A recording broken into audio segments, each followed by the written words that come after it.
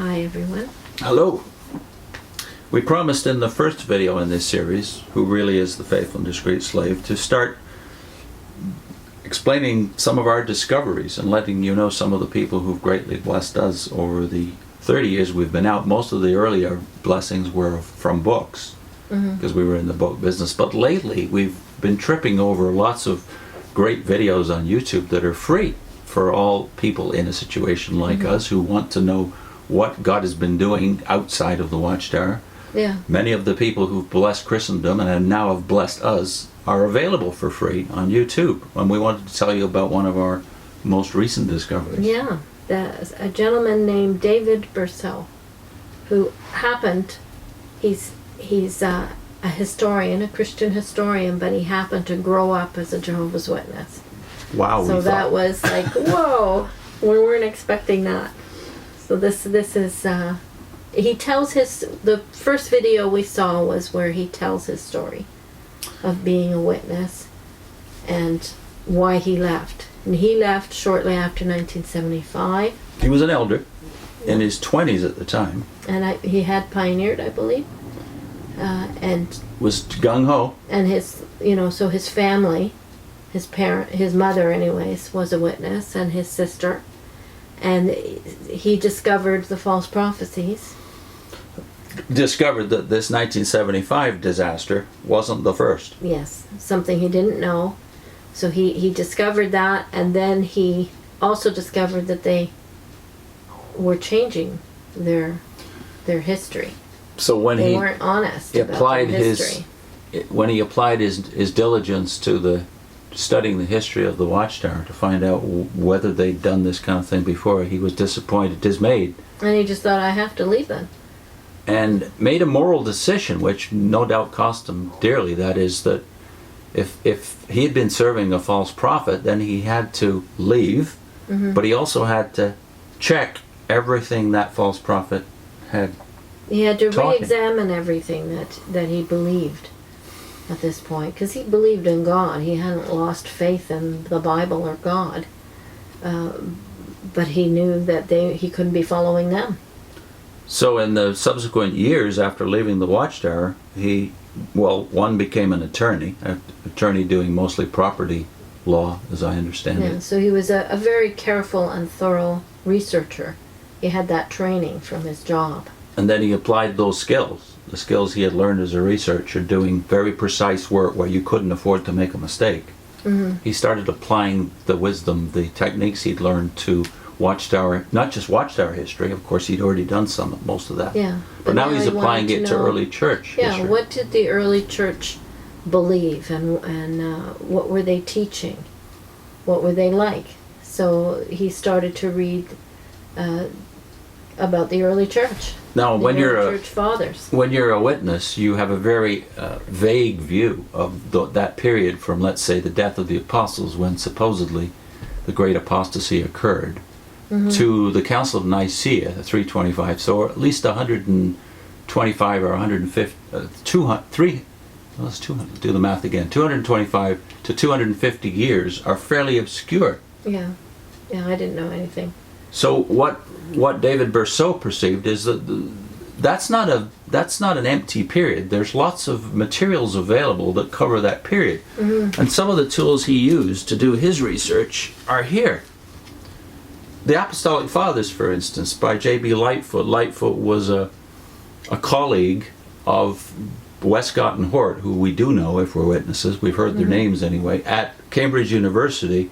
During the latter part of the 1800s, Lightfoot was one of the greatest New Testament scholars, but also did this, the Apostolic Fathers, which covers the period from around 80 AD till 150.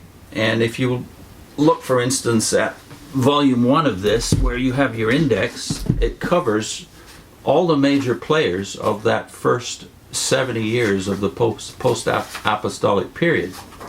And those major players would include Clement, Ignatius, Polycarp, the Epistle of Diognetus, and about 6 or 7 others, all of whom are still available in translation. Lightfoot set himself to do this work for a similar reason, by the way, that Bercot did. his research, namely that there was a great fermentation taking place in Victorian England in that very period because of Charles Darwin and the advance of German criticism, the higher criticism so-called, of the New Testament and the Old Testament was causing a lot of people to question their faith and to lose their faith. So Lightfoot, taking on the claims of the Catholic Church, among other things, in these books, that their church goes right back to the apostles, Lightfoot wanted to do a definitive work on that period just for the very sake of shoring up the faith of people who were being told that there was two choices, either unbelief or the Roman Catholic Church. So Lightfoot did this, but that's only part of what David Bercot had access to. And by the way, there is a, in case you can't afford or even consider approaching 5-volume set with footnotes. You're saying, yeah, that's a lot of that footnotes, right? Footnotes and commentary on the Greek text of the Apostolic Fathers.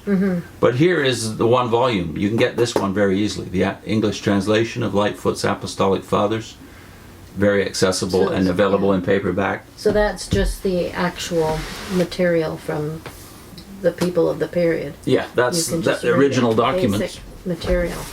But that's only part of this.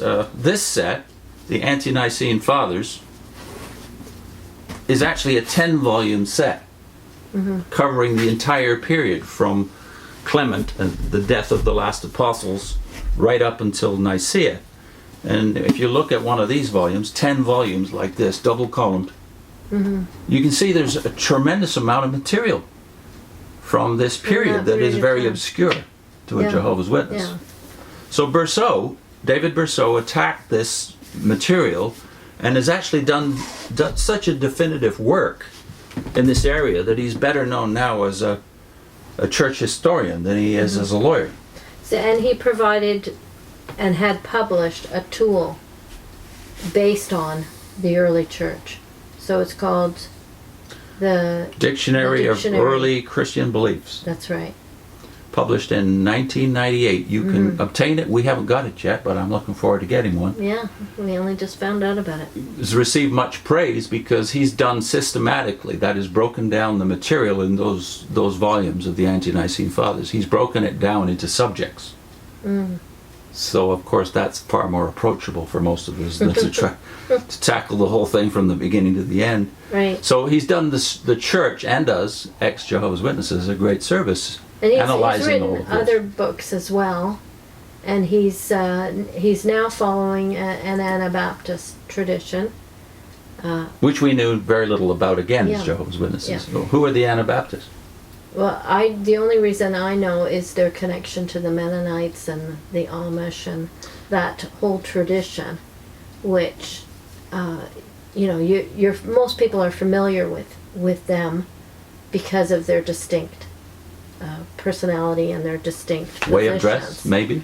Yeah, so like the Amish. So we know they're like a separate community and very strict in their order. In Western Canada, the Hutterites are very prominent, have been for more than a century. In this part of Canada, Ontario, the Mennonites are very visible in many cities. And then I guess Still traveling around by horse and cart. and then it became even probably better known because of that movie Witness. Witness, remember that Harrison Ford movie in the 80s where Which the Amish featured suddenly an Amish family. Yeah. were the heroes of the piece? Right. Yeah. And, And the reason that you can see the appeal to witnesses is that they're neutral when it comes to politics, and they're neutral when it comes to war. Yeah, it was a great appeal for the ex-witness community that these are our bridge to Christendom if you need one. Although many of their teachings are distinct from most of the churches, some of their teachings are the traditional teachings of the church. So here's where we have to do our sifting, as David Bercot did. He had to do a complete sifting of the doctrines he had learned as a Jehovah's Witness, and I think we should all set ourselves to do that. The tools are there. Yeah. So we will put a link to this bio where he tells you about his background, but then you can use that as your kickoff for other things that he's talked about 'Cause On YouTube. He's talked on YouTube about a lot of other things. Specific teachings, as well as other church history related stuff like the American Revolution, And he's very, how Christian were the fathers of the American Revolution. Pleasant man to listen to. Yeah, I think you'll find it pleasant and very informative. So we'll put the link into that first video, but also to the book. Yes. That seems to be the reason he's become very famous in general Christian circles outside the Anabaptist tradition. So we want you to be blessed as we've been blessed. Yeah, and we'll have a few more things to say about available YouTube teachers in the very near future. Mm-hmm.